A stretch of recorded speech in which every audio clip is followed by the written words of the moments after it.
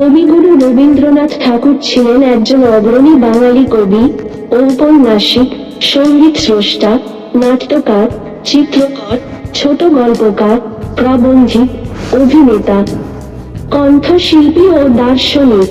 তিনি তার জীবনে একাধিক কবিতা ও ছোট গল্প রচনা করে গিয়েছেন। কবিগুরু রবীন্দ্রনাথ ঠাকুরকে বাংলা ভাষার সর্বশ্রেষ্ঠ সাহিত্যিক হিসেবেও মনে করা হয়। তবে রবীন্দ্রনাথ ঠাকুর তার জীবনে যেসব কবিতা লিখে গিয়েছেন তা স্থান পেয়েছে নানান বিষয়ে, নানান স্থানে।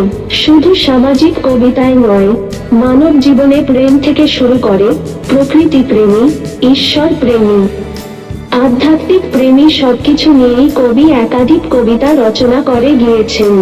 কবিগুরু রবীন্দ্রনাথ ঠাকুর তার জীবনে প্রেম ভালোবাসা নিয়ে একাধিক কবিতা ও উক্তি লিখে গিয়েছেন, যার কারণে রবীন্দ্রনাথ ঠাকুরকে প্রেমের কবিও বলা হয়।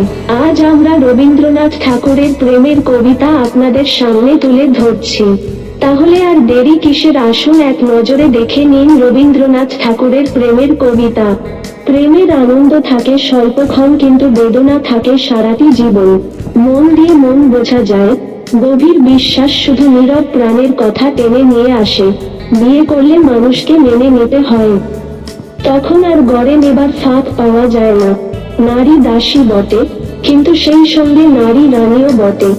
যৌবনী ভোগের কাল বার্ধক্য স্মৃতিচারণের, কি পাইনি তারই হিসাব মেলাতে মন মোর নহে রাজি।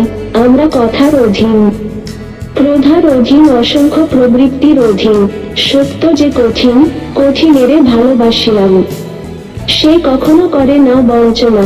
বিবেচনা করবার বয়স ভালোবাসার বয়সের উল্টো পিঠে। জ্ঞান পেলে নিজেকে জ্ঞানী বলে গর্ব হয়, কিন্তু প্রেম পেলে নিজেকে অধম বলে জেনেও আনন্দ হয়। এরা সুখের লাগি চাহে প্রেম, প্রেম মেলে না, শুধু সুখ চলে যায়। ভালোবাসার ট্র্যাজেডি ঘটে সেইখানেই যেখানে পরস্পরকে স্বতন্ত্র জেনে মানুষ সন্তুষ্ট থাকতে পারেনি, নিজের ইচ্ছেকে অন্যের ইচ্ছে করবার জন্যে যেখানে জুলুম, যেখানে মনে করি আপন মনের মতো করে বদলিয়ে অন্যকে সৃষ্টি করব। আনন্দকে ভাগ করলে দুটি জিনিস পাওয়া যায়, একটি হচ্ছে জ্ঞান এবং অপরটি হচ্ছে প্রেম। ক্ষুদ্রকে লইয়াই বৃহৎ, সীমাকে লইয়াই অসীম, প্রেমকে লইয়াই মুক্তি। প্রেমের আলো যখনই পাই তখনই যেখানে চোখ মেলি সেখানেই দেখি, সীমার মধ্যে সীমা নাই। মনে যখন একটা প্রবল আনন্দ, একটা বৃহৎ প্রেমের সঞ্চার হয়, তখন মানুষ মনে করে আমি সব পারি। তখন হঠাৎ আত্মবিসর্জনের ইচ্ছা বলবতী হইয়া ওঠে।